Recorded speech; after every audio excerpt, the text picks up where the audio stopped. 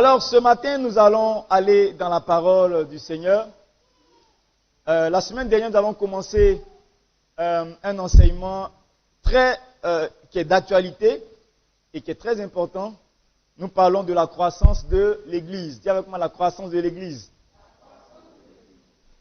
Et avant de commencer, déjà le vendredi, nous avons eu notre soirée, Fotizo, et j'ai demandé à tout le monde d'être là. Malheureusement, beaucoup de personnes n'ont pas pu être là le vendredi. On a partagé quelque chose de vraiment essentiel. Vraiment essentiel. Mais ce mercredi, on va terminer l'enseignement du vendredi. Amen. Aujourd'hui, nous parlons de la croissance de l'Église. Dis à ton voisin la croissance de l'Église. Vous savez, c'est un sujet qui est vraiment important parce que on s'est rendu compte, l'Église, au fur et à mesure, l'Église se rend compte que s'il y a un problème aujourd'hui, c'est le problème de la taille et de l'influence de l'Église. L'Église est puissante. Si c'est l'onction, l'Église a l'onction. L'Église a le feu. L'Église a les révélations. Mais vous allez voir, constater avec moi que l'onction, comment je peux te dire ça pour bien habiller la chose? L'onction à elle seule ne peut pas dompter un pays. L'onction à elle seule ne peut pas dompter un pays. L'onction à elle seule ne peut pas imposer des lois qui vont permettre à un pays de véritablement servir Dieu. Avec notre onction, s'ils ne sont pas nombreux, ceux qui n'ont pas d'onction, ceux qui n'ont pas les révélations, s'ils sont plus nombreux que nous, ils vont voter des lois qui vont même nous rendre la tâche compliquée d'adorer le Seigneur. Il y a des pays aujourd'hui où le christianisme est vraiment en grosse difficulté. Pourquoi? Parce que les chrétiens sont très peu. Et donc, les églises sont persécutées. Et ne peuvent pas se défendre. Pourquoi? Il n'y a pas de chrétiens. Il n'y a pas suffisamment de chrétiens. Dans les sphères les plus élevées, dans la hiérarchie du pays, il n'y a pas de chrétiens. C'est pourquoi il est important de parler de la croissance de l'Église. Lorsqu'on parle de la croissance de l'Église, on parle de l'évangélisation, on parle du salut des âmes, on parle de l'influence de l'Église. Les amis, plus on aura des hommes et des femmes chrétiens dans les administrations, plus on pourra imposer la volonté de Dieu sur la terre. Mais regardez aujourd'hui, quand les gens sont en train de voter les lois contre l'homosexualité, qui vote les lois? Qui vote les lois? Ce sont les députés. Mais imagine que là-bas, on est 60% ou 70% de chrétiens. Mais naturellement, ce sont de bonnes lois qui vont passer pour accomplir la volonté de Dieu. Mais les lois de l'homosexualité sont en train d'être acceptées. Pourquoi? Parce qu'il n'y a pas beaucoup de chrétiens là-bas. Tous ceux qui sont là-bas sont des rosicruciens, des francs-maçons, des homosexuels. Donc c'est la loi de Satan là qu'ils vont imposer au pays. Et pendant ce temps, nous sommes assis dans nos églises, en train de crier, prier, recevoir l'onction et être dominés. Alors que Dieu ne nous a pas appelés pour être dominés. Dieu nous a appelés à son image. Il nous a créés à son image afin qu'on puisse faire quoi? Dominer. Je veux que tu dises à ton voisin, tu as été créé pour dominer. Alléluia. Mais regardez, quand Dieu crée l'homme, il dit quoi? Soyez féconds. Et il dit quoi ensuite? Multipliez. Il dit, soyez féconds et dominez. Non. Avant de dominer, il faut d'abord se multiplier. Quand tu te multiplies, il faut t'assurer que tu as rempli. Il dit, soyez féconds, multipliez, remplissez, assujettissez et dominez. Donc tu vois, c'est tout un processus. Mais aujourd'hui, l'église est féconde, l'église a l'onction, mais l'église ne se multiplie pas. C'est là un gros problème que l'église a aujourd'hui en Côte d'Ivoire. C'est l'un des gros problèmes que l'église a. Et aujourd'hui, il est plus que temps qu'on arrête de parler de nos histoires de tu vas te marier, voilà les 4 codes pour pouvoir te marier, les 5 codes pour pouvoir avoir l'argent, les 6 codes pour acheter une voiture. Et pendant ce temps, les autres sont en train de prendre toute la nation. Il est important que l'église aujourd'hui comprenne que ce que le Seigneur attend de nous, c'est qu'on puisse influencer, gagner du territoire, multiplier, convaincre, convertir les âmes afin de pouvoir dominer. Yes.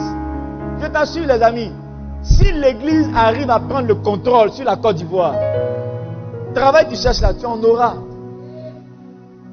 Tu cherches le travail, tu penses qu'il n'y a pas de travail?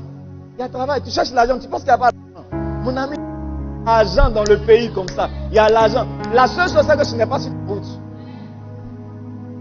Ceux qui contrôlent, là, tu ne les connais pas. Ceux qui contrôlent, ils utilisent ça pour glorifier leur diable. Sinon, il y en a plein. Alléluia. Je veux que tu dises à quelqu'un, l'église doit grandir. Amen. Quand je parle de l'église doit grandir, je ne parle pas tellement de ABMC, mais je parle de l'église du Seigneur. Amen. Ésaïe 2, verset 2. Nous allons prendre nos versets de base et après, on va partir. Parce que c'est un thème qui touche vraiment à mon cœur. Et quand j'en parle, le Saint-Esprit vraiment met les mots à ma bouche. Et j'aime cela. Ésaïe 2, verset 2. Et quelqu'un de nous prépare Matthieu 16, verset 18.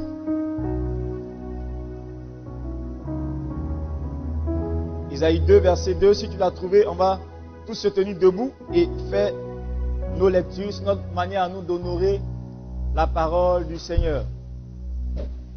Ésaïe 2, verset 2. La Bible dit: il arrivera à la suite des temps que la montagne de la maison de l'Éternel sera fondée sur le sommet des montagnes, qu'elle s'élèvera par-dessus les collines et que toutes les nations y afflueront. Alors, je veux que tu nous mettes la version français courant, s'il te plaît, à la régie. Version français courant.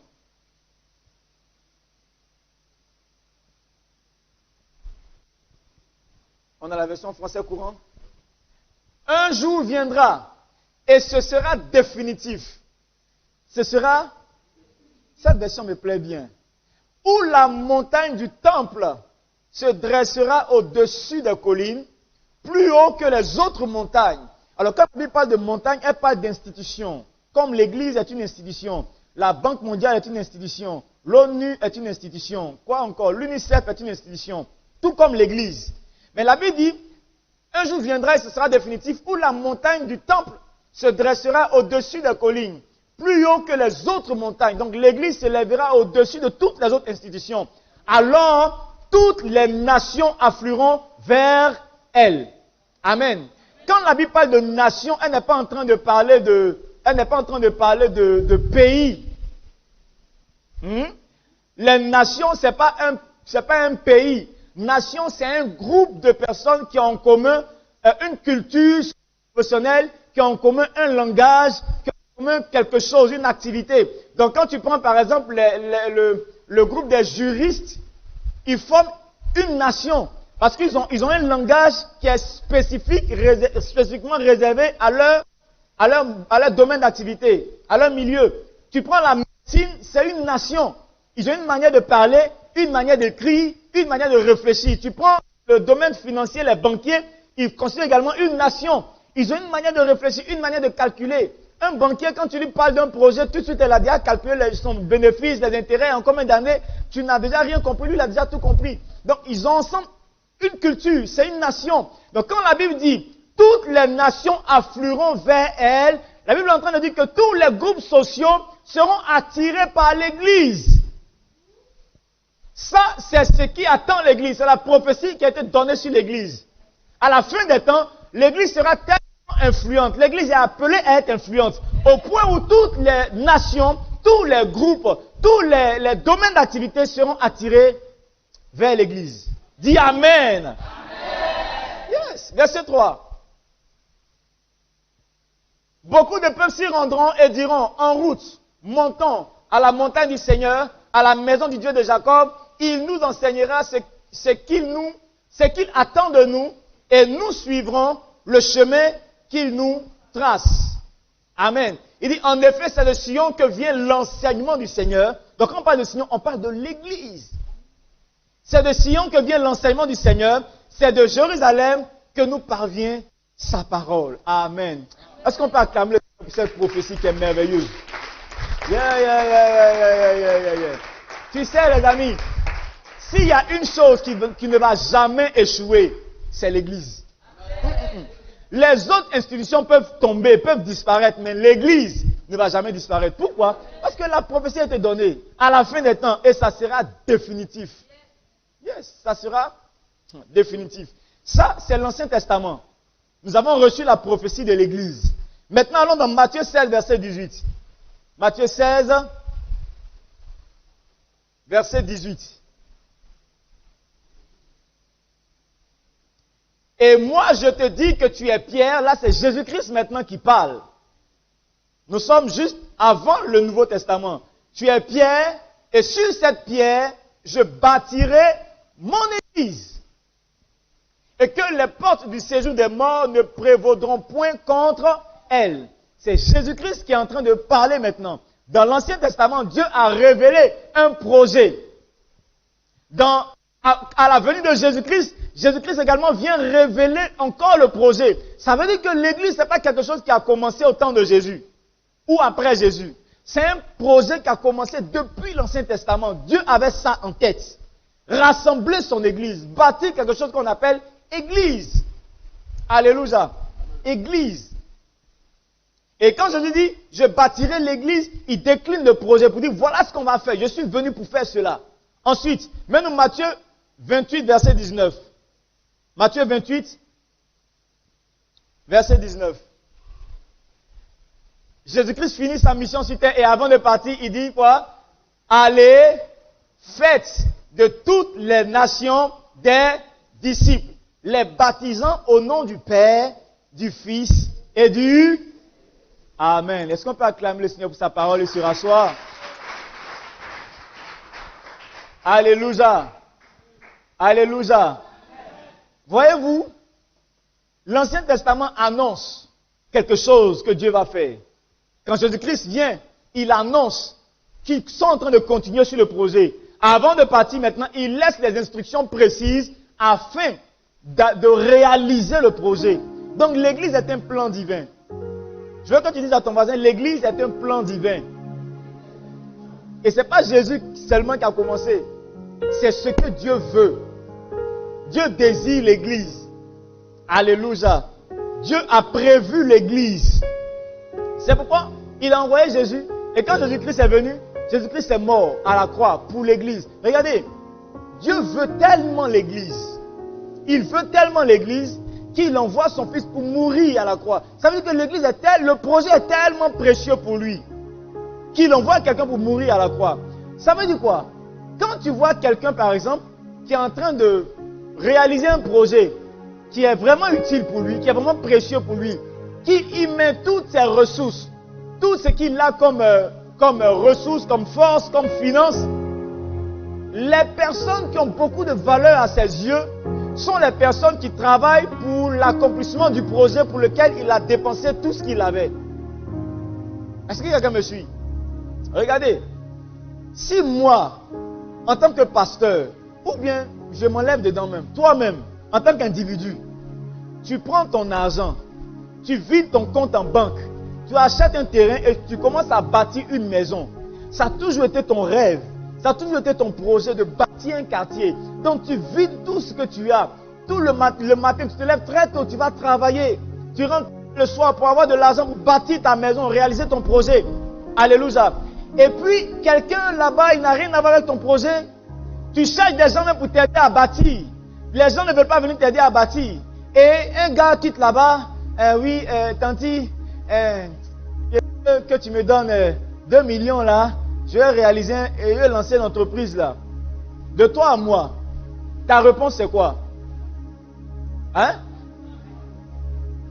Pourquoi tu dis non? Donc tu es méchante? Hein? Pourquoi tu refuses? Actuellement là, tu es en train de travailler sur un projet. C'est le projet là qui a de la valeur à mes yeux. Donc même si je dois te donner de l'argent, il va falloir que tu me prouves que mon projet également te tient à cœur. Sinon pourquoi je vais gaspiller mon argent sur toi? Tu sais à quoi? Tu rapportes quoi? Je gagne quoi même en te donnant l'argent du projet? Je gagne absolument rien. Tu vois, la chose qui te fait prendre de la valeur aux yeux de quelqu'un qui est en train de bâtir un projet, c'est de te mettre dans son projet. Dès l'instant où tu es en train de travailler avec lui pour l'aider à accomplir son projet, de temps en temps, tu peux dire, Tanti, vraiment, je vais lancer un petit truc, qui peut avoir 200 000, 300 000 là-bas. Et puis encore, il faut avoir du style. Il faut le faire avec style. Et quand la personne voit que vraiment, quand la personne voit que, on va laisser pouvoir s'asseoir. Et puis je continue. Il n'y a pas de souci. Dieu te bénisse. Amen. Alors, entre parenthèses, je m'impose. D'accord? Tu gardes le dernier mot. Hein? Je m'impose. Alors, Je veux qu'on acclame le Seigneur parce qu'aujourd'hui, on n'a pas de chaise vide. Amen, amen, amen, amen, amen. Amen, amen, amen, amen, amen. Voilà. Amen. Ce n'est que le commencement. Dieu continue son travail. Amen. Ok. Il fait un peu chaud, n'est-ce pas? Ouvrez la porte de derrière. Ouvrez la porte arrière. Je sais qu'on veut vraiment les splits, mais ça va venir. Donc ouvrons d'abord les portes. Ouvrez les rideaux. Diakoula, ouvre les rideaux. Comment? Ouvre les rideaux, l'air va circuler un peu. Amen. Ok, où est-ce que j'étais? Quand la personne voit que tu t'intéresse à son projet, automatiquement tu prends de la valeur à ses yeux. Parce que le jour où tu es malade, son projet va ralentir. Le jour que tu es malade, il n'arrivera pas à accomplir ses objectifs. Pourquoi? Parce que c'est toi qui es en train d'accomplir l'objectif pour lui. Donc quand tu es malade, ça ne bouge pas. Il est obligé de te soigner, de t'aider, pour que tu te sentes mieux pour accomplir son projet. Donc vous voyez que quand Dieu annonce un projet depuis l'Ancien Testament, il arrivera que l'église sera élevée. Quand Jésus-Christ arrive, il dit, tu sais que je bâtirai mon église. Et avant de partir, il dit, ok, vous tous, allez faire de toutes les disciples. C'est-à-dire, allez maintenant former l'église. Ce qu'il attend, ou bien ceux qui ont de la valeur à ses yeux, c'est ceux-là qui sont en train de travailler avec lui pour bâtir l'église. Est-ce que quelqu'un me suit ce matin? Je veux te demander à ton voisin, est-ce que tu es en train de bâtir l'église? Yes. C'est la question. Si tu n'es pas en train de bâtir l'église, les amis, si quelque part tu n'es pas en train de bâtir l'église, laisse-moi te dire, peut-être que ça va peut-être te choquer ou te décevoir, mais tu n'as pas trop de valeur aux yeux de Dieu.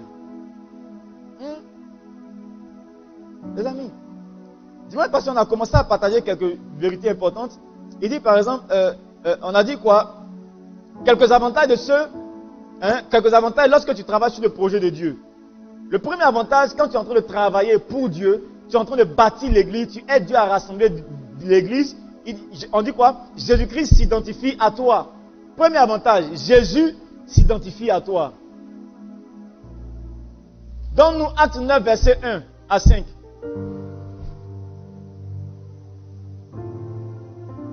Acte 9, verset 1 à 5. Acte 9, verset 1 à 5. Cependant, on parle de l'apôtre Paul, Saul respirant encore la menace et le meurtre contre les disciples du Seigneur, il respirait la menace du meurtre contre qui? Les disciples du Seigneur. Pas le Seigneur lui-même, mais les disciples du Seigneur. Se rendit chez le souverain sacrificateur, oui, et lui demanda de l'aide pour les synagogues de Damas, afin que s'il trouvait des partisans de la nouvelle doctrine, hommes ou femmes, il les emmena liés à Jérusalem pour les mettre en prison. Comme il était en chemin et qu'il approchait de Damas, tout à coup, une lumière venant du ciel resplendit autour de lui. Oui, il tomba par terre, il entendit une voix qui lui disait, Saul, Saul, pourquoi me persécutes-tu? La question est trop intéressante. Verset 5. Paul répondit, mais qui es-tu, Seigneur? Et le Seigneur dit, je suis, lisons ensemble, 1, 2, 3, je suis Jésus que tu... Alors, la question, Paul a déjà persécuté Jésus vis-à-vis. Au contraire, Paul pensait rendre service à Dieu. Paul pensait rendre service à Dieu parce que chez lui, tous ceux qui étaient en train de suivre Jésus là, c'est des gens qui étaient perdus. Ils étaient en train de gâter le nom de Dieu. Donc Paul même voulait rendre service à Dieu en tuant les apôtres. Là, il partait chercher Pierre maintenant. Je ne sais pas quel combat ils allaient mener parce que Pierre aussi était un bon bagarreur. Et Jésus-Christ apparaît, Jésus dit, Paul, je suis Jésus que tu es en train de persécuter. Alléluia. Il te sera difficile de régner contre les aiguillons. Donc ça veut dire quoi? Ceux qui étaient en train de servir Jésus, ceux qui étaient en train de travailler pour établir l'église, Jésus-Christ a directement identifié en eux pour dire, ceux-là, c'est moi. Si tu les as touchés, tu m'as touché. Un homme qui travaille pour Jésus, en réalité, il est Jésus sur la terre. Ouh. Je Je dis, un homme qui est en train de travailler pour bâtir l'église de Jésus, il est Jésus sur la terre. Yes. Tu sais pourquoi les sorciers te fatiguent en rêve et puis tu t'en sors pas et puis il n'y a rien qui arrive là. Du coup, toi, si tu es essoufflé la nuit, tu te réveilles. Pasteur, pasteur, on me poursuit. En fait, tu n'as pas encore identifié comme Jésus. Regardez, Jésus dit quoi? La Bible nous dit quoi? Christ est la tête de l'église. Amen. Christ est la tête de l'église. La sœur Assoué, viens. Christ est la tête de l'église. Et l'église est le corps du Christ. L'église est le corps du Christ. Donc la tête qui est là, tu me permets, non? La tête qui est là, c'est Christ. Amen. Voilà Christ. Maintenant, regardez. Tout ça là, c'est l'église. N'est-ce pas? Laisse tes mains. C'est aussi l'église. Il ne faut pas mettre deux églises en parole. Maintenant, regardez. Quand je viens attaquer la main qui est ici, qui réagit? Qui a envoyé l'autre main? Regarde, dès que j'attaque ici, les nerfs vont transmettre l'information au cerveau. Le cerveau va chercher un autre membre pour venir réagir. Donc c'est le cerveau qui a réagi, c'est la tête qui a réagi, c'est Christ qui a réagi. Tu vois? Donc ça veut dire que si j'ai attaqué ici, que personne n'a réagi, c'est que tu n'es pas collé au corps. Tu n'es pas dans l'église. Quelqu'un d'autre vient. Malika vient. Non, reste là. Christ est son église. Restez ici. Malika vient ici. Tu vois? Si tu dis que tu es dans l'église, et puis, voilà Christ, voilà son église. Je viens, j'attaque ici. Et puis tu cries, oh Seigneur, aide-moi. Seigneur, aide-moi. Et puis il n'y a pas de réaction. C'est parce qu'en fait, tu n'es pas dans ce corps-là. C'est pourquoi ce corps-là ne peut pas réagir pour toi. Sinon, si tu étais collé à la tête qui est là, tout de suite, la tête allait réagir. Je veux que tu te dises à ton voisin maintenant. Es-tu du corps? Merci. Yes. Est-ce que tu es dans le corps? Est-ce que tu es dans l'église? Est-ce que c'est la question, mes amis? La Bible est vraie. Christ est la tête, pardon. L'église est le corps. Nous sommes les membres du corps. Peut-être un est le doigt, l'autre est l'autre doigt, l'autre est le bras, l'autre est le genou. Mais dans tous les cas, quelle que soit la partie du corps que tu représentes, tu fais partie de l'église. Yes. Voilà les avantages. Le premier avantage, c'est que quand tu es en train de travailler pour l'église, frères et sœurs, Jésus-Christ s'identifie en toi. Ce qui est encore intéressant, c'est quoi? C'est que si par exemple le doigt est blessé, la tête va envoyer tous les soins nécessaires pour que le doigt se porte bien. Parce que quand le doigt est blessé, la tête n'arrive pas à dormir la nuit. Même l'orteil, le plus petit orteil du pied qui est très loin de la tête ici, le plus petit orteil, si tu as cogné un caillou, tu fais mal toute la nuit, tout le corps ne dort pas. Tout le corps ne dort pas. Je te donne cette image pour te montrer combien de fois, quand tu fais partie du corps, tu es important, quel que soit ton rôle. Tu as de l'importance, quel que soit ton rôle. Mettez-moi les cœurs, mettez-moi les cœurs, mettez-moi les cœurs. Alléluia. Non, attends. Beaucoup de personnes ne savent pas. Maintenant là, on a évolué. Avant on acclamait. Maintenant quand on regarde les directs là, on ne peut pas acclamer, donc on fait quoi? On met les cœurs. Donc quand tu écoutes un message que ça te plaît maintenant, tu fais quoi? Tu mets les cœurs. Donc si ce que je dis là, ça te plaît, s'il te plaît, mets-moi les cœurs, Et puis quand tu dis de mettre les cœurs, tu partages le direct, tu partages le direct. Partagez le direct là-bas. Alléluia. Es-tu Jésus? Demande à ton voisin, est-ce que tu es Jésus? Es-tu Jésus? Je dis, quand tu vas devenir Jésus, il y a des attaques qu'on ne pourra pas te faire, non. Tu deviens dangereux.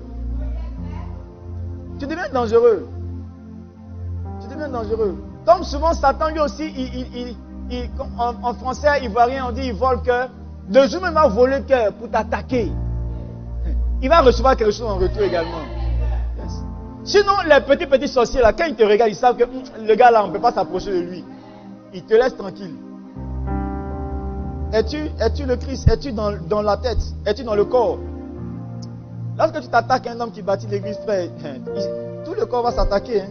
C'est pourquoi il faut travailler, il faut t'assurer que tu es dans le corps, tu es dans l'église, tu es en train de bâtir l'église. Assure-toi de cela. Est-ce que tu es en train de bâtir l'église? C'est la question. Est-ce que tu es en train de bâtir l'église? Deuxième avantage, quand tu es en train de bâtir l'église, le deuxième avantage, c'est que tes prières sont entendues par le ciel et sont prises en compte. Les amis, en vérité, je vous l'ai dit, toutes les prières n'arrivent pas au ciel.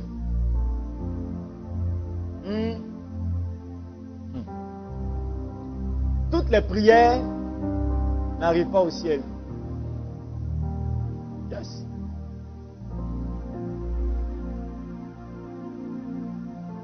Ou bien, si tu veux, pour faire un peu plus doux, il y a les prières qui arrivent, hein, on entend. En français, il va me dire, tu as prié, mais tu n'as pas prié fort. Hein? On dit, tu chantes bien, mais tu ne chantes pas fort. C'est la même chose. Tu as prié, mais tu n'as pas prié fort, on n'a pas entendu. Il y a une signification derrière.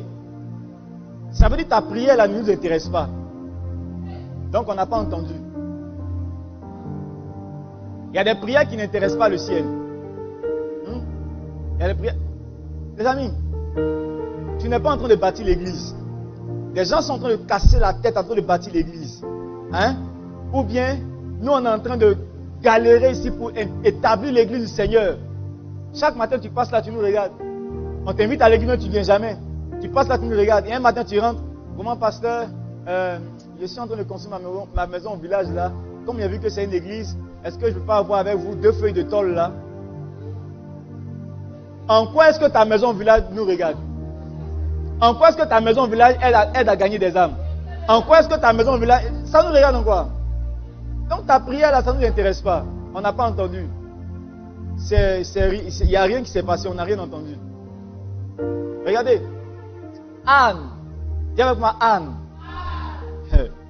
Voilà une dame qui était stérile. La Bible dit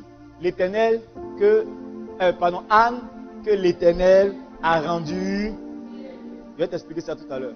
Anne était quelqu'un de stérile. Sa rivale Pénina était quelqu'un de très féconde. Elle, là, dès que tu la touches un peu, elle est enceinte. Donc Pénina faisait des enfants pendant que Anne était stérile. Anne a pleuré année après année. Et un jour, chaque année, elle montait au temple. Vous connaissez l'histoire. Une année, lorsqu'elle monte au temple, cette même année-là, elle pleure comme d'habitude. Elle est triste comme d'habitude. Mais elle fait quelque chose de différent. Elle fait quelque chose de différent qui change tout. Elle va dans le temple. Elle ne va même pas voir le prophète. Elle rentre dans le temple. Et elle commence à faire un deal avec Dieu. Parce qu'Anne a constaté quelque chose. Quand je regarde les 2 enfants du prophète Élie, là, les 2 bandits qui sont là. Parce qu'ils avaient un mauvais comportement. La Bible disait qu'ils méprisaient les choses sacrées. Ils méprisaient les choses sacrées. Donc, naturellement, quand on les voit, on sait que ceux-là, Dieu ne peut pas les utiliser après leur père. Élie était vieux, avancé en âge. Donc, si Élie meurt, il n'y a plus de remplaçant. Donc, quand elle a reçu d'abord une révélation. Quand elle reçoit la révélation, elle rentre dans le temple. Elle dit, pleurer là, il est trop fait. Il faut qu'on fasse quelque chose de nouveau. Elle rentre dans le temple et la Bible dit, elle commence à faire une prière. Elle pleure d'abord comme d'habitude. Et dans la prière, elle se ressaisit, elle fait un vœu. Elle dit, Seigneur, tu as besoin d'un prophète. Elle commence sur les affaires de Dieu. Elle dit, toi, tu as besoin d'un prophète. Moi, j'ai besoin d'un enfant. Prophète, c'est l'homme. C'est un enfant. Donc, tu me donnes l'enfant. Moi, je te le redonne comme prophète. La Bible dit, quand Anne a dit ça, la même année, mets-nous le passage, 1 Samuel 1. La Bible dit, Elkana connut sa femme et l'Éternel se souvient d'elle. Et l'Éternel ce mot-là a frappé dans mon esprit. Sinon, Elkana connaissait sa femme. Il la connaissait depuis longtemps. Cette année-là, quand il a connu sa femme, l'Éternel s'est souvenu d'elle. Donc tu vois, la chose, c'est pas le fait qu'ils étaient mariés. Non. C'est pas le fait que Elkana a connu sa femme. Non. C'est le fait qu'un jour Dieu s'est souvenu d'elle. Souvent là, tu lances beaucoup d'entreprises, tu essaies des choses, ça ne marche jamais. tu vas ici, tu vas à gauche, rien ne marche. Pourquoi? Parce que Dieu ne s'est pas encore souvenu de toi. Il y a des prières qui font que Dieu se souvient de toi. Quand Anne a fait la prière, tu me donnes un enfant, je te le redonne comme prophète. Dieu a trouvé son intérêt dedans. Dieu a besoin, il cherche un homme qui va parler de sa part aux autres hommes. Donc quand Anne fait ce deal-là, Dieu dit, il y a mon intérêt dans ce qu'elle est en train de dire. Il y a mon intérêt. La même année, il entend sa prière, il répond à sa prière. Elle a que sa femme, Anne devient enceinte. Dans tout ce que tu as essayé pour te échouer, la vérité, c'est que Dieu ne s'est jamais souvenu de toi. Pourquoi? Parce que la prière que tu as montée avant de commencer, il n'a pas trouvé son intérêt dedans.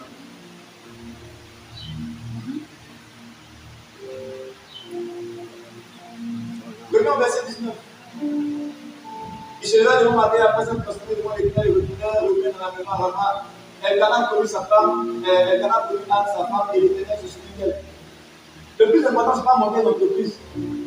Le plus important, ce n'est pas commencer à chercher un travail, un boulot. Le plus important, ce n'est pas commencer à chercher un financement quelque part. Le plus important, c'est de s'assurer que Dieu va se souvenir de moi quand on va commencer les démarches. Tu sais, il y a des gens, les gars, il y a des gens qui sont très intelligents, mais qui sont très fauchés. Il y a des gens qui ne sont pas allés faire à l'école, mais qui sont établis. La différence, c'est que Dieu s'est souvenu de eux, c'est pas moi souvenu de eux.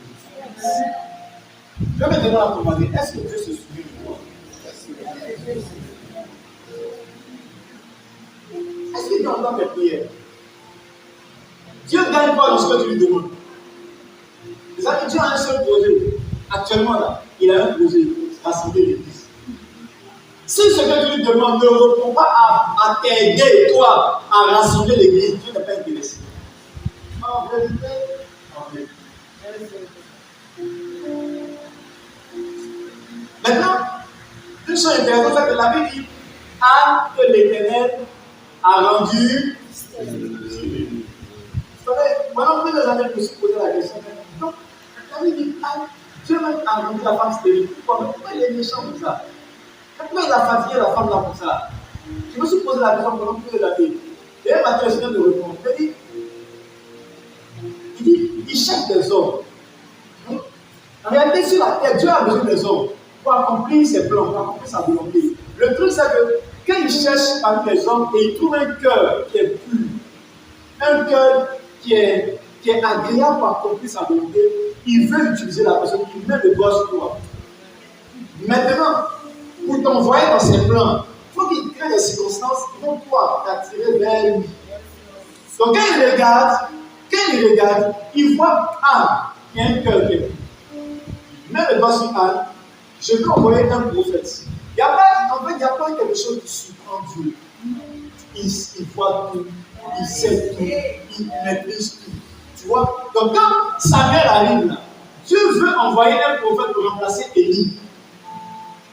Qu'est-ce qu'il faut faire? Il faut trouver quelqu'un qui a un cœur qui est pur, qui peut vraiment donner un enfant au Seigneur pour remplacer Élie. Donc quand il trouve le cœur de Anne, qui est une femme qui a un bon cœur, alors qu'est-ce qu'il faut faire pour l'envoyer à nous offrir son premier comme prophète?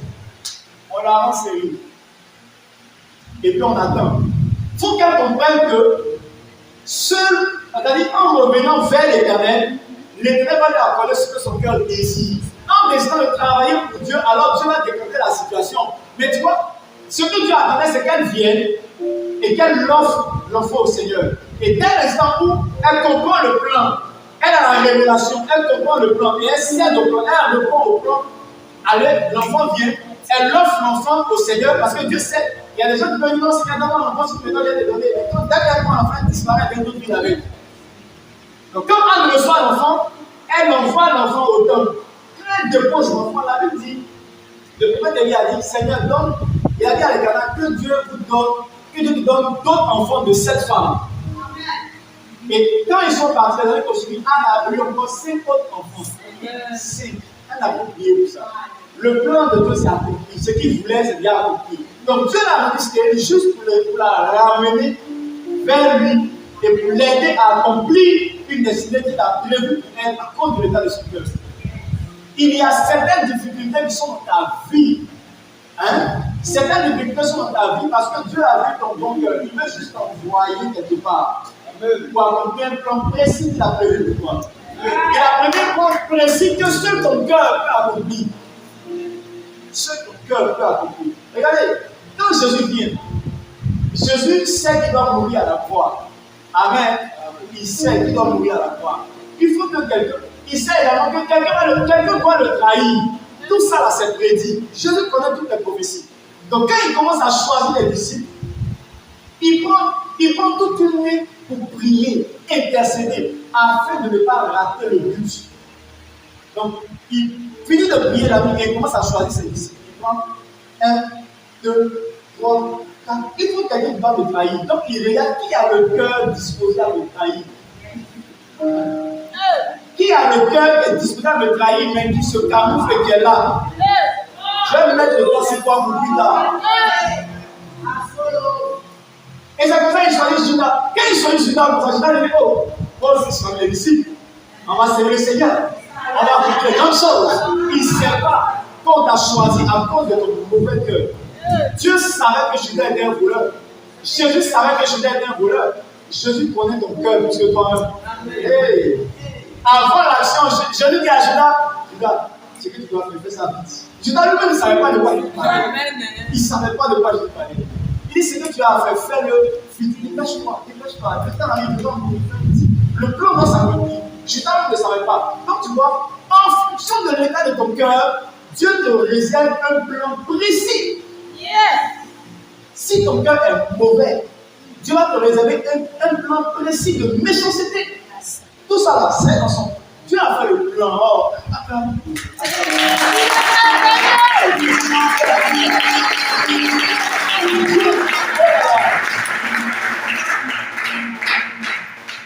Dieu a fait le plan. Depuis la chute d'Adam jusqu'à l'enlèvement de l'Église, il a déjà établi le plan. Mais il n'a pas calé des hommes sur chaque plan. Il n'a pas dit, bon, toi, tu es né pour accomplir telle chose. Non, non, non. Il a simplement fait le plan. Un va me trahir, l'autre va donner son tombant en mortel, quelqu'un va me percer du côté, percer Jésus du côté, voilà comment ça se passe. Maintenant, chacun, en fonction de l'état de son cœur, va se réserver un rôle dans le plan général et divin de Dieu. Donc, quelque part, quand Dieu t'impose certaines difficultés, que ton cœur est plus, tu sais que tu marches honnêtement devant le Seigneur. Il y a sûrement quelque chose de bon pour lequel Dieu a envie d'attirer ton attention. Mais il y a des gens qui n'allaient pas être à l'église, tu ne serais pas à l'église ici si tu n'avais pas eu le problème qui t'a fait chercher Dieu. Il y a des gens qui sont là parce qu'ils ont eu des problèmes, c'était compliqué, mélanger, leur vie était mélangée, sans dessus, informe de vie. C'est ce désordre dans leur vie là qui les ont poussés à chercher Dieu et à donner leur vie au Seigneur. Aujourd'hui, d'autres sont en train de chercher à se consacrer, à chercher Dieu, à trouver Dieu, rentrer dans l'intimité, élever leur niveau de consécration, juste parce qu'il y a quelque chose en bas qui devra disparaître. Dieu utilise ça pour t'attirer bien. Allons, Seigneur, allons-y. Tu as un bon cœur, tu as compris de bonnes choses. Alléluia. Que Dieu mette sa main sur toi au nom de Jésus. Pour de bons plans qu'il a réservés. Il dit il a créé le jour du malheur. Il a créé le méchant pour le jour du malheur. Le jour du malheur est prévu. Il a créé le méchant. Le méchant, c'est qui? On ne sait pas. Celui qui va disposer son cœur à être méchant, il va prendre le rôle du méchant. Alléluia. Quand tu travailles pour Dieu, tes prières sont entendues. Alléluia. Tes prières sont entendues. Anne a fait un vœu, simplement. Elle a fait un vœu. Et Dieu a exaucé ses prières. Je me rappelle en 2017, quand j'ai lancé ma première entreprise, je vous ai rendu le témoignage, j'ai connu ma première, et ça a été ma seule faillite de toute ma vie. Frère et sœurs, si tu n'as pas les reins solides, il ne faut pas aller ouvrir une entreprise. Hein. Ou bien tu vas ouvrir une entreprise, créer une cabine téléphonique, ou bien un petit truc, si tu as perdu tes 300 000, ça ne va pas te faire mal. On a lancé une entreprise à plusieurs millions, à pratiquement 9, autour de 10 millions, pas faillite. Tout s'écroule. Tout s'écroule. on se retrouve endetté. Je suis endetté. Et ce n'est pas dette que tu as vis-à-vis d'une seule personne, c'est plusieurs personnes en même temps que tu dois. Il y avait deux choix qui s'ouvraient devant moi. Soit la prison ou l'exil. Je m'assois une nuit, je pleure profondément et je fais un vœu au Seigneur. Je dis, Seigneur, voilà la situation dans laquelle je suis. Tu connais mon cœur. Il y a deux choix devant moi, la prison ou l'exil. Si tu annules ma dette, Seigneur, je te servirai toute ma vie. J'ai dit, Seigneur, si tu annules ma dette, toute ma vie, toi et moi, on est ensemble, jusqu'à la gare. Et puis quand j'ai fini de faire le vœu, le matin, je me suis levé, j'ai dit à ma femme, chérie, je vais rencontrer mes investisseurs. Elle avait peur. Elle dit, est-ce qu'ils ne vont pas t'attraper en même temps? Il dit, hey, j'ai fait un vœu au Seigneur. Si Dieu n'est pas intéressé par moi, il va me laisser partir. Je m'en vais. Et j'ai pris les véhicules, je suis allé à Jacquesville. Je suis allé voyager pour aller rencontrer tous les investisseurs. Et je m'assois devant les messieurs. Des messieurs, comme papa Seigneur comme ça, hein, mais des gars sérieux. Et puis, je viens le voir. J'ai dit vraiment, monsieur, je suis désolé, on a eu un problème avec l'entreprise. L'entreprise a fait faillite. On a dû fermer. Donc, on a perdu tout le capital. On n'a plus rien. Où je suis là, je suis dans l'incapacité de vous rembourser. Dans 1 an, dans 2 ans, dans 3 ans, je ne sais pas. On a tout perdu. Donc, il y a deux choses que vous pouvez faire maintenant. Soit vous m'attrapez, vous me mettez en prison, mais vous me laissez partir. Quand je le dis là, mes pieds transpirent comme ça. Les amis, le monsieur me regarde. Et puis, il me dit, mais c'est quel courage tu as pour venir m'annoncer des choses comme ça? Il dit, monsieur, je n'ai pas deux options là. Je ne suis pas un voleur, je ne suis pas un arnaqueur, je ne suis pas quoi. On a lancé l'entreprise, on a fait des bénéfices. Aujourd'hui, ça n'a pas marché. Je viens vous dire la vérité. Vous avez deux choix à faire. Il me regarde, il dit, la force que tu as eue pour venir m'annoncer ça, ce n'est pas moi, je vais t'arrêter. Il faut partir, c'est de l'argent. Je te laisse, va. Il dit de partir, il faut partir. Donc quand je sors même de son bureau, je regarde si jamais il n'y a pas des gars qui me suivent, on ne sait jamais. Il me dit, va, je quitte, je vais rencontrer quelqu'un d'autre. Madame, voilà. Elle me dit, hé, Israël, on a perdu tout l'argent, mais on fait comment? Je suis dans les problèmes, je suis endetté. Hé, on fait comment? Mais bon, il faut partir. C'est pas de problème, je vais me débrouiller. Tu es parti, je vais me débrouiller, c'est pas grave. Je vais voir un... C'est pas grave. Je vais voir l'autre, c'est pas grave. Jusqu'au dernier investisseur. Il y a une seule dame qui ne veut rien comprendre de donner son argent. Elle m'a investi que 100 000 francs. Ça, c'était rien. Donner son argent vite. C'est les gens qui n'ont rien investi qui étaient fâchés.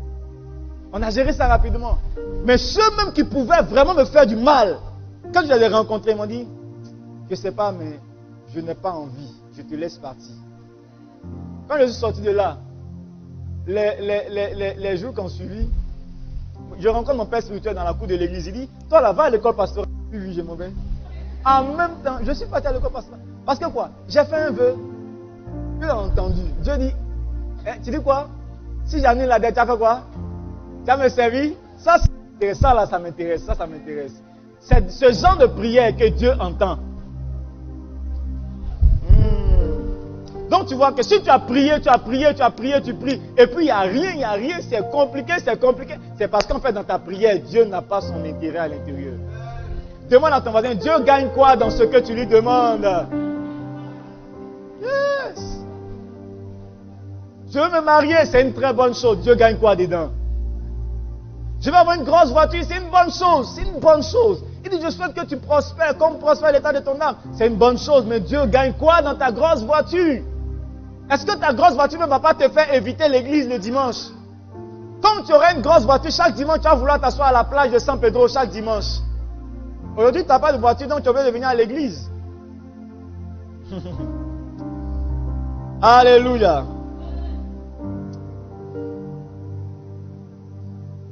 Alors, quelqu'un doit décider de s'engager dans le plan du Seigneur, dans les projets de Dieu. Combien de personnes veulent s'engager dans le projet de Dieu? Qui veut s'engager dans le projet de Dieu? Alléluia. Et tu ne veux pas travailler pour Dieu. Hey! Si tu ne veux pas travailler pour Dieu, il faut arrêter de prier. Tu ne veux pas bosser pour le Seigneur, arrête de prier. Lorsqu'on dit travailler pour Dieu, on n'est pas en train de dire pasteur uniquement, non. Non, non, non. On ne parle pas de devenir pasteur seulement. Moi, j'ai dit, Seigneur, tu me sauves, je vais te servir au plus haut niveau. J'ai dit, je vais au plus haut niveau. Sinon, je servais déjà Dieu à l'église. J'étais musicien, j'étais pianiste. Ouais. Donc, quand les problèmes ont commencé à me frapper, je suis assis au piano, je joue et puis je pleure. Et on pense que c'est le signe d'Afrique qui est sur moi. Ah, ben, ce sont mes problèmes qui me font pleurer. Hey. Donc, quand il a dit au Seigneur, si tu me sauves, je vais au niveau supérieur. Il dit, ça m'intéresse. Donc, tu peux servir Dieu à tous les niveaux. Tout dépend de l'engagement que tu as, du feu que tu as, de ce que tu as dit au Seigneur. Amen. Tu peux être un évangéliste. Tu peux être, tu peux être un financier, tu peux financer la campagne d'évangélisation. Yes. Tu peux, financer la construction des églises. Tu peux chanter dans le groupe musical, tu peux jouer aux instruments, tu peux servir le dimanche. Tout ça, c'est bâti, c'est travailler pour rassembler l'église. Tu peux faire quelque chose. Amen. C'est important. C'est vraiment important. Maintenant, regardez avec moi. Il dit, dans Matthieu 28, il dit, allez faire de toutes les nations des disciples. Faites de toutes les nations des disciples. Donc, il s'attend à ce qu'on puisse envoyer un maximum de personnes, n'est-ce pas?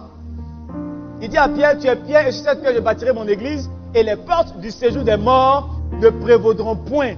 Là où il n'y a pas la mort, il y a l'abondance, il y a croissance, n'est-ce pas? Amen. Une étude a démontré qu'on a constaté la croissance de la population mondiale quand les médecins ont découvert des remèdes contre beaucoup de maladies. Le paludisme, comment on appelle la maladie là? Oh, ça m'échappe. La peste. Yeah. C'est des maladies qui tuaient beaucoup de personnes. La tuberculose. Donc, quand les médecins ont découvert les remèdes contre ces maladies-là, on a constaté une augmentation de la population. En fait, ce n'est pas la population qui a augmenté, c'est qu'il y a eu moins de morts. Il y a eu moins de morts. Donc, naturellement, ceux qui sont nés sont venus s'ajouter à ceux qui étaient déjà vivants. On a constaté la croissance. Donc, quand la Bible dit, quand le Seigneur dit, je bâtirai l'église et les portes de séjour des morts ne prévaudront point, ça veut dire qu'il va arrêter la mort, annuler la mort. Il n'autorise pas la mort à rentrer dans l'église. Donc, il s'attend à ce que l'église puisse augmenter, puisse croître. Alléluia. Dieu sait exactement ce qu'il fait. Donc, Dieu s'attend à une église grande, à une église élargie, une église forte. Dieu veut que ces églises soient grandes. Je veux que tu regardes un voisin, dis voisin, Dieu veut que ces églises soient grandes. Yes. Dieu veut. C'est pourquoi chaque église, chaque pasteur doit comprendre, chaque frère, chaque fidèle doit comprendre que le travail que Dieu nous demande, c'est de travailler pour avoir de grandes églises. Je dis, les années où on avait les petites églises, c'est en train de passer. Hein. Ceux qui sont nostalgiques des petites églises, non, moi j'aime les églises où nous sommes 10. Je connais maman enseignant, je connais tanti Conan, je connais tonton truc. Aujourd'hui, je peux manger chez lui là, après je peux manger chez lui là, après tout le monde me connaît. Je peux manger chez mémé et on se connaît. Non, ça c'est fini ça. Les églises ont commencé à se multiplier. Les églises ont commencé à grandir. Dans quelques années encore, tu vas rentrer dans l'église, il y a des gens, tu vas les voir pour la première fois. Ah, c'est maintenant que tu arrives à l'église, tu vas dire non, je suis là depuis 3 ans. Tellement vous serez nombreux, vous allez jamais les voir. Il arrivera des temps, on va faire 2 cultes, 3 cultes. Tu vas venir à 7h faire ton culte, tu t'en vas, il y a des gens qui vont venir à 14h faire leur culte. Vous séparez, c'est dans la ville, tu vas voir la porter un tricot à BMC, tu vas dire, ah, toi aussi tu es dans la même église que moi. Oui, oui. Parce que l'église sera grande. C'est ce que Dieu veut. Amen. L'église doit grandir et nous devons travailler de sorte à faire grandir l'église du Seigneur. Amen. Alors, rapidement, je te donne 2 éléments. Pourquoi est-ce qu'il est important que l'église grandisse? Je donne 2 points et je termine avec ça. Pourquoi est-il important que l'église grandisse? On peut continuer? Ou bien c'est bon, vous êtes rassasiés pour aujourd'hui? Bon, j'ai entendu juste ici et ici. Au milieu, là, il ne veut plus que je prêche. Bon, c'est pas grave. Je vais prêcher à un groupe. Et je vais prêcher à maman enseignant. Voilà, je vais prêcher à maman enseignant. Regarde. Une église qui ne grandit pas est appelée à disparaître. La première raison pour laquelle l'église doit grandir, c'est que si elle ne grandit pas, elle va disparaître. Un adage dit, celui qui n'avance pas, fait quoi? Recule. Ici, sur le local que nous utilisons, il y avait une église ici avant. Il y avait une église ici. Ils ont fait plusieurs années ici. L'église a disparu. Juste avant que l'église ne ferme ses portes, le Seigneur nous a envoyé ici, je crois, 1 mois avant. Juste 1 mois avant. Je cherchais un local dans la ville. Je suis arrivé à Daloa en mars 2020, juste avant le confinement. Juste avant le confinement. Dès que je suis arrivé à Daloa, on a fait confinement. Covid. Donc après le confinement, j'ai commencé à... J'ai cherché une maison moi-même, on a lancé la cellule et j'ai commencé à chercher un local pour faire le culte. Je suis tombé sur des espaces. Quand les gens apprennent que c'est pour faire l'église, ils me disent on ne donne plus. Je suis tombé sur un autre local. Quand le monsieur a su que c'était pour faire une église, il dit mes enfants ont dit qu'ils veulent construire une mosquée ici, non on ne donne plus. Et j'ai appelé mon père, le pasteur Amazou, il dit continue à chercher. Si Dieu t'a envoyé à Daloa, c'est qu'il y a un espace pour vous là-bas. Donc j'ai continué à chercher, et un jour on tombe devant le local. Il n'y avait pas de clôture, il n'y avait rien. C'était la brousse et la maison était au milieu de la brousse. Au milieu, il y avait un grand manguier là, c'était bizarre, tout sombre. Une petite route au milieu ici, un petit sentier très dangereux. Et j'arrive là avec un ami et mon ami me dit, parce que ça c'est une église. Il dit mais est-ce que l'église fonctionne? Il dit bon moi je ne sais pas parce que c'est bizarre, c'est toujours fermé, on n'entend jamais de bruit ici. Donc j'entre et puis je viens croiser le pasteur qui était là. Un monsieur âgé. Il dit papa, excusez-moi, c'est une église? Oui. Ça fonctionne toujours? Oui. Il dit bon moi je cherche un local pour ouvrir l'église. Il me dit ah, non, on est prêt à quitter ici. Il dit vous partez quand? Il dit on va dans 1 mois. Pourquoi? Il m'explique les problèmes de l'église. En réalité, l'église n'arrivait plus à couvrir ses charges. L'église devait plusieurs années de loyer impayé. Et donc j'étais obligé de fermer l'église. Et c'est au même moment que nous on arrive. Et quand on arrive, on rentre en contact avec le propriétaire et il nous cède l'espace. Amen. On prend l'espace. Quand je récupère l'espace, je ne lui dis pas que c'est pour une église. Sinon il ne va plus nous donner. Parce qu'il y a une église qui était là qui lui doit déjà 2 ans. Si on dit encore c'est l'église, il va dire on ne donne pas. Donc je lui ai dit non, je suis professeur de musique. Voilà, j'ai plein de choses que je fais. Donc il n'y a pas de problème, on peut payer ton loyer. C'est comme ça, il accepte de nous donner le local. L'église qui était là a fermé ses portes. Pourquoi? Parce qu'à un certain moment, elle a fait face à certains challenges qu'elle ne pouvait pas relever. Elle a dû fermer. Quand une église ne grandit pas, il va arriver des saisons où il y aura des défis. Il y a des défis qui arrivent dans chaque église, en chaque saison. Donc quand le défi arrive, que l'église n'est pas assez forte pour faire face au défi, l'église prend un coup. Est-ce que vous me comprenez? C'est pas important que l'église grandisse. Il y a eu des moments quand on a commencé l'église, il y a eu des moments où c'était difficile même de payer le loyer. C'était difficile même de payer les factures. C'était vraiment... Une fois un agent de la CEU est venu ici, blanc, lever notre compteur d'électricité. C'est-à-dire un samedi soir. Il dit mais toi tu es possédé mon ami. Samedi soir, tu vas enlever. Je dis mais attends au moins lundi parce que là c'est samedi. Donc au moins, il dit non, qui va enlever? On a dû faire des histoires ici et on s'est débrouillé, on a payé. Il y a eu des moments où c'était difficile. Vous voyez, une église qui n'arrive pas à grandir aura du mal à faire face à ces défis et sera obligée de reculer et fermer. Aujourd'hui, parce que Dieu nous a fait la grâce, l'église s'est développée, on n'a plus de soucis de facture. Non, c'est fini ça. On n'a plus de soucis de loyer. L'église arrive à couvrir ses charges, dis Amen. L'église arrive à se prendre en charge. Mais tu vois, il y a encore des défis qui arrivent devant. Regardez par exemple, aujourd'hui on a le défi de l'insonorisation. Il y a la loi qui a été votée contre les nuisances sonores. Hein? J'ai un ami ici à Daloa, son église a déjà fermé à cause de nuisances sonores. Ici à Daloa. Il était dans le quartier garage, je crois. Garage ou mais quoi là? Abattoir. Avant, les voisins même le guettaient avant. Les voisins se plaignaient du bruit qu'il fait. Pourtant, eux-mêmes, ils font du bruit aussi pour eux. Vous connaissez de quel voisin je parle? Ok.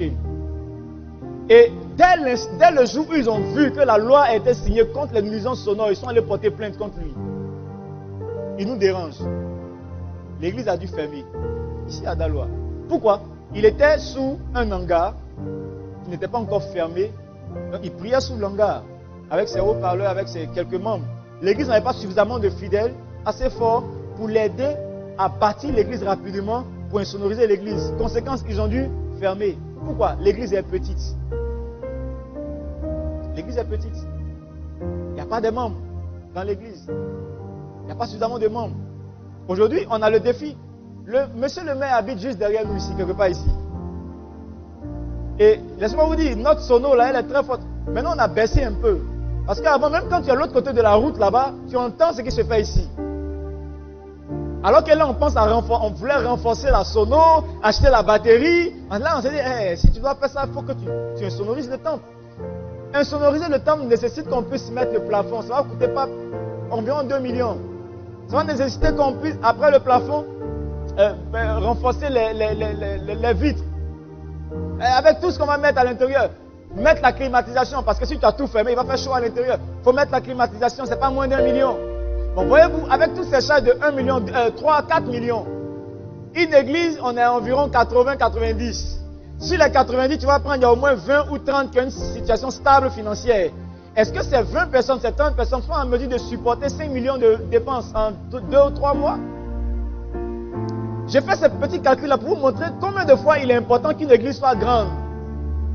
Quand l'église est grande, quand elle fait face à un défi, on dit, ok, on a un défi financier. Est-ce que chacun peut participer à hauteur seulement de 1000 francs? 1000 francs, 1000 francs, tout le monde a 1000 francs, on a fini. Mais quand l'église est petite, il faut que les 5 personnes se cassent la tête pour chercher au moins 500 000 chacun. 500 000, ce qui n'est pas évident. Ce qui n'est pas évident. Ça, je te donne le volet financier. Alléluia. Pour grandir. Quand une église grandit, elle peut faire face à ses défis. Si elle ne grandit pas, elle sera obligée de fermer. Yes. Alléluia. Elle sera obligée de fermer. Mais cette église grandira au nom de Jésus. Yeah. Cette église grandira au nom de Jésus. 2. Pourquoi l'église doit grandir? Parce que Jésus veut que ces églises soient remplies. Jésus veut que les églises soient remplies.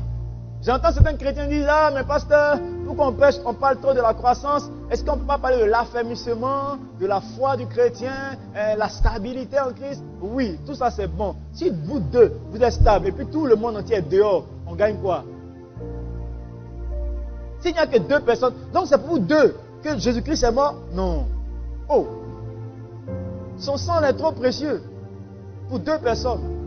Jésus veut que ces églises soient remplies. C'est pourquoi il dit, allez par tout le monde pour faire de toutes les nations, tout le monde, des disciples.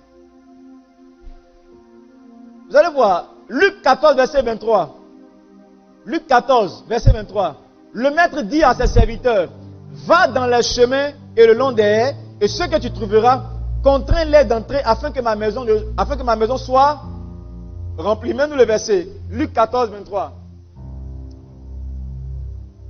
Et le maître dit aux serviteurs, va dans les chemins et le long des haies, et ceux que tu trouveras, contrains-les d'entrer afin que ma maison soit remplie. Regardez, je vous ai expliqué la semaine passée, ou bien il y a 2 ou 3 semaines de cela. Dieu, quand les invités principaux ont refusé de répondre à l'invitation du hôte, du maître, le maître a dit à ses serviteurs, il est impossible que la maison soit vide, donc allez dehors, parce que les invités n'étaient pas dignes. Allez dehors, faites entrer tout ce que vous allez trouver. Les serviteurs ont dit, maître, on a déjà envoyé, nous sommes déjà partis dehors, et on a envoyé certaines personnes, mais il y a encore de la place. Retourne un peu au verset 21 ou 22. 22. Luc 14, verset 22. Le serviteur dit, maître, ce que tu as ordonné a été fait, et il y a encore de la place. C'est-à-dire que, naturellement, quand ils sont partis dehors, il y a des gens qui les ont suivis naturellement. Il y a des gens qui n'ont posé aucune résistance. C'est comme si eux-mêmes, ils attendaient même qu'on les invite au souper, à la fête. C'est nous qui sommes rassemblés ici. C'est une catégorie de chrétiens. Eux-mêmes, là, ils cherchaient Dieu. Il y a des gens, on les a invités. Ils n'ont pas vraiment rendu la tâche difficile aux gens. Dès qu'on a dit, Joe, allons à l'église, donne ta vie à Jésus, il va dire, ah, il a dit, oui, moi-même, là, je voulais donner ma vie à Jésus. Si ton église, c'est où? Allons, je vais donner ma vie à Jésus. Il y a des gens comme ça. Alléluia. Amen. Ils cherchaient Dieu avant. Ils n'ont pas résisté. Ils cherchaient une opportunité de servir Dieu. C'est nous qui sommes rassemblés. Maintenant, le maître dit, il y a encore de la place. Allez dehors allez chercher encore une autre catégorie de personnes. Allez dans les haies, allez dans les rues. Et tous ceux que vous allez trouver dehors, il dit contraignez-les, c'est-à-dire obligez-les à rentrer. Donc il y a un autre groupe de personnes là qu'on doit obliger à rentrer à l'église. Il dit quoi? Obligez-les à rentrer afin que la maison soit remplie. Il n'a pas dit obligez-les d'entrer afin qu'ils puissent venir manger. Obligez-les d'entrer afin qu'ils viennent venir se rassasier. Ou bien, il dit faites-les rentrer afin que la maison soit remplie. Ce que le monde ne veut pas voir, c'est des places vides. Il dit je ne veux pas de places vides dans la maison. Faites entrer tout le monde. Et il dit même les bons, les méchants, les mauvais. Faites entrer tout le monde. Que tout le monde vienne. Pourquoi? Parce qu'il veut une chose, que sa maison soit remplie. Bon ou mauvais. Et on dit non, je ne vais pas aller, lui là il ressemble à un pécheur, il ne va pas accepter de venir à Jésus. Il dit c'est ceux-là même que je veux. Les pécheurs, les méchants, les bons. Faites entrer tout le monde afin que la maison ne soit pas vide. En réalité, le maître n'aime pas le vide. Le vide, ce n'est pas une bonne chose. Le vide n'est pas une bonne chose. Je termine par ça. Le vide, le maître n'aime pas le vide. Je vais t'expliquer quelque chose. Et je termine par ça. À chaque fois que tu rentres dans l'église et que tu vois les chaises vides, Dieu n'aime pas ça. C'est pour ça, pendant le message, il a mis une pause et dit acclamons le Seigneur parce qu'il n'y a pas de chaises vides aujourd'hui. Alléluia. Dieu n'aime pas le vide. Là, vous voyez, on a acclamé. Il n'y a pas de chaises vides, mais il y a beaucoup d'espace vide encore dans l'église. L'Éternel a créé la terre. Ça, c'est Ésaïe 45, verset 18. Dieu a créé la terre afin qu'elle soit remplie. Afin qu'elle soit remplie. Quand on va dans Genèse, et la Bible nous dit, au commencement, Dieu créa le ciel et la terre était informe et vide. La terre était informe et vide. En réalité, c'est quoi le vide? Je t'explique. Le vide, qu'est-ce que c'est? Quand on dit il y a le vide quelque part, je te donne un exemple. Regardez, entre la toiture et le sol, on a quoi au milieu? Un vide, n'est-ce pas? On appelle ça un vide, non? Ok. Un vide, mais c'est rempli d'air. C'est rempli d'ondes. C'est rempli de poussière. Amen. Pourtant, on appelle ça le vide. En réalité, ce qu'on appelle le vide, c'est l'absence de quelque chose, mais la présence de quelque chose d'autre qu'on ne voit pas. Ou bien qu'on n'aime pas. Il y a le vide, non? Si je laisse tomber mon mouchoir, il y a le vide, mais il va où? Quelle est cette force qu'il a emportée là-bas? Tu vois le vent? Est-ce que tu vois le vent? Mais le vent est là, non? Donc ça veut dire qu'il n'y a pas de vide alors. Non. Attends, toi aussi, il ne faut pas gâter mon exemple. Il faut partir. Voilà. Donc il n'y a pas de vide alors. Ça veut dire, quand Dieu dit, au commencement, la terre était informe et vide. Vide de quoi? Vide de la présence de Dieu. Parce qu'avant que la terre ne soit informe et vide, Dieu a créé la terre pour qu'elle soit remplie. Et quand Lucifer perd la bataille dans le ciel, il est chassé sur la terre, il vient, il descend sur la terre, il cafoue la terre, il rend la terre mélangée. La terre est remplie de démons. Remplie de démons. Mais Dieu dit la terre était informe et vide. Parce que sa présence n'est pas là. Là où il n'y a pas Dieu, il y a le vide. Vide de Dieu, absence de Dieu. Alléluia. C'est pourquoi, quand vous allez voir quelque part où on constate qu'il y a, par exemple, sur cette chaise, il y a du vide, on constate qu'il y a quelque chose d'autre qui est là. C'est pour ça que quand Dieu voit un espace où il n'y a pas sa présence, il faut qu'on bouge. Parce que si je ne suis pas là, quelqu'un d'autre sera là. Comme l'adage dit, la nature a horreur du vide. Là où il n'y a pas la présence de Dieu, il y aura quelque chose d'autre. Une église où il y a trop d'espace vide, ou une église où il y a trop de chaises vides, l'église va se remplir d'autres choses. Les palabres, les critiques, les luttes pour le leadership. Donc moi, je dois être responsable à vie de telle direction. Moi, je suis patron de ici, patron de là-bas. Frère, quand une église grandit, on ne fait plus parler de tout ça. Parce qu'on n'est pas obligé d'avoir un seul groupe musical. Il peut y avoir 3, 4, 5, 6 groupes de louanges. Non, il y a 6 leaders de louanges. Il n'y a pas de leadership dedans. Si tu veux être leader, ben va former un groupe. Il y a beaucoup de personnes dans l'église. Tu veux être patron, va former ton groupe et puis sois le patron. Quand l'église est vide, ça se remplit. Ça veut dire qu'une église vide est remplie d'autres choses. C'est pourquoi Dieu n'aime pas le vide. Dieu remplit toujours le vide. Il dit, il n'est pas bon que l'homme soit seul. Il a vu Adam, il n'est pas bon que l'homme soit seul. Il faut qu'on remplisse le vide. Il faut qu'on comble le vide. Alléluia. Quand Dieu voit beaucoup d'espace dans notre salle comme ça, je crois que Dieu n'est pas satisfait. Il n'est pas satisfait. Il faut qu'on puisse travailler pour remplir encore l'église. Il faut qu'on puisse travailler pour faire grandir l'église. Pourquoi l'église doit grandir? Parce que Dieu veut que ces églises soient grandes. Pourquoi l'église doit... Regardez, quand une église est grande, c'est beaucoup plus facile de faire de très bons mariages dans l'église. Dis-moi amen. Yes. Quand une église est grande, ça veut dire dans l'église, tu as beaucoup plus de choix, de critères pour trouver le bon homme ou la bonne femme. C'est ce que ça signifie aussi. Ouais. Dans une petite église, regardez, dans une petite église de 20 personnes, si tu enlèves les hommes mariés ou bien les couples qui sont déjà mariés, tu enlèves tous ceux qui sont fauchés, parce que tu ne vas pas aller choisir quelqu'un qui est fauché. Amen ou amen pas? En tout cas, moi, je ne t'encourage pas à aller chercher quelqu'un qui ne travaille pas pour dire non, on ne sait jamais, demain il va travailler. Je ne suis pas témoin de ça. Ève a trouvé Adam en train de cultiver le jardin. Il n'a pas trouvé un Adam qui était au chômage. C'était entre parenthèses. Donc si tu enlèves ceux qui sont mariés, tu enlèves ceux qui ne veulent pas travailler, et voilà, et puis tu laisses maintenant les quelques-uns qui sont célibataires, qui sont prêts à être mariés, tu vois, tu n'as pas trop de choix. Ton choix est limité. Tes critères là, c'est pas sûr que tu trouves tes critères dans les 5 personnes qui restent. Pourtant, quand tu as une grande église de 1000 membres, tu as l'embarras du choix.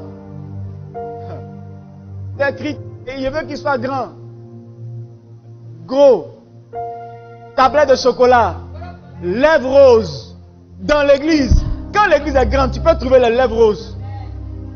Yeah. Quand une église est grande, cheveux frisés, tout ça, tu peux trouver. Tu peux trouver. Musclé, chauve, il y a tous les modèles. C'est également ça l'avantage d'une grande église. Je regardais le culte d'une église et j'étais content. On annonce en même temps 3 ou 4 mariages dans la même semaine. Hey! Et on dit tel mariage, c'est dans telle salle. L'autre mariage, c'est dans telle salle. L'autre mariage, c'est dans telle salle. Le même jour. Donc les gens ont l'embarras du choix. On va manger chez qui? On célèbre le mariage de qui? On va chez qui? Il y a de nombreux mariages. Mais pourquoi? L'église est grande. L'église est grande. Une grande église signifie quoi également? Une grande église signifie de bonnes relations, de bonnes connexions. De bonnes connexions. La dernière fois, je parlais de quoi avec un fils et on parlait sur des histoires de impôts, tout ça là. C'est pas un problème, ça c'est géré. Ça. Je connais quelqu'un qui peut gérer le truc rapidement. Mais quand il dit je connais quelqu'un là, je connais quelqu'un qui peut gérer le dossier. Pourquoi? Parce qu'on est dans l'église. On a la personne dans l'église.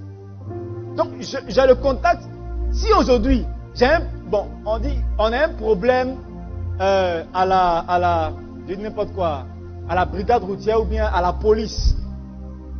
S'il y a un commissaire de police assis ici, dès qu'on dit un frère a un problème, le problème est réglé. On n'a pas besoin de se déplacer. Il suffit juste qu'on appelle. Monsieur le commissaire, que Dieu vous bénisse abondamment. Il y a l'un de tes frères là, il a eu un petit problème. Et puis c'est réglé. Pourquoi? Le commissaire est assis. Yes. Donc tu vois, une grande église, c'est de bonnes connexions et de bonnes relations qui sont dans l'église. Il y a des employeurs potentiels dans l'église. Tu ne vas plus prier pour dire, oh Seigneur, je cherche un emploi. Les gens commencent à s'arrêter. Dans les annonces de l'église, il y a tel frère qui cherche des employés pour telle entreprise. Prière est exaucée en même temps. C'est ce que ça signifie aussi avoir une grande église. C'est pourquoi les amis, nous tous, nous devons nous battre pour avoir une grande église. Sans exception. Sans exception. Une grande église devient forte financièrement. Une grande église peut donner des bourses d'études à ses élèves. Oui. Regardez, il y a des jeunes gens dans l'église qui sont intelligents, brillants. Mais leurs parents n'ont pas les moyens de les envoyer faire de bonnes études. Donc quand l'enfant a fini d'avoir son bac, on dit, mon cher, il faut demander à l'Orion Guédé. Il va s'asseoir à l'Orion Guédé ici pour faire 5 ans ou bien 10 ans pour avoir un master. Il va faire une année scolaire en 2 ans. Ses parents n'ont pas d'argent. Une église forte peut identifier des enfants intelligents là, leur payer des bourses d'études, aller étudier au Maroc, aller étudier dans des grands pays et devenir des hommes intellectuels. C'est ce que ça signifie avoir une grande église. Que Dieu nous accorde le cœur de ceux qui travaillent pour une grande église au nom de Jésus. Alléluia. Nous allons nous arrêter là. Acclamons le Seigneur. Et tu vas prier. Tu vas prier. Je veux que de là où tu es, tu puisses te tenir debout si tu le peux, si tu as la force. Tiens-toi debout, prions pour la grande église. Dis Seigneur, donne-moi de travailler pour une grande église. Donne-moi de travailler pour élargir le royaume. Donne-moi de travailler pour l'impact et l'influence du royaume des cieux au nom de Jésus. Prions le Seigneur. Prions le Seigneur pour une grande église. Prions, prions, prions. Somebody scream.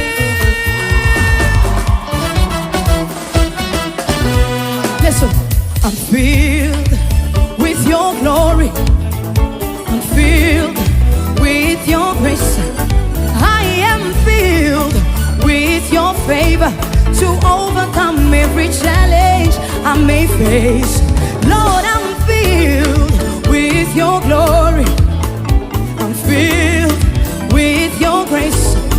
I am filled with your favor to overcome every challenge I may face. I love that song that says, that same power that conquered the grave lives in me.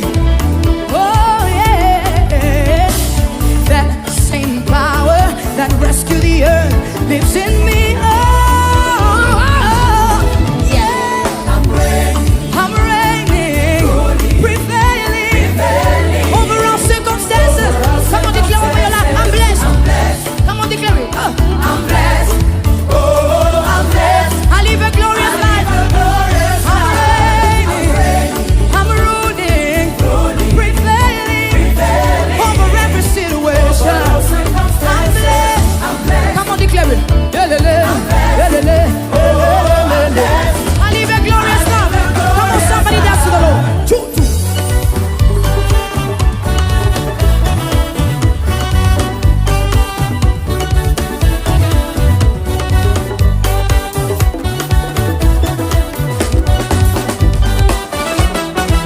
I'm gonna do it again. Lord, I'm filled with your glory. I'm filled with your grace. I am filled with your power to overcome every challenge I may face. One more time. Lord, I'm filled with your glory. I'm filled with your grace. I am filled with your power to overcome every challenge that I may face. That same power that conquered the grave lives in me. Do you believe that tonight? Oh yeah, that same power that rescued the earth lives in me.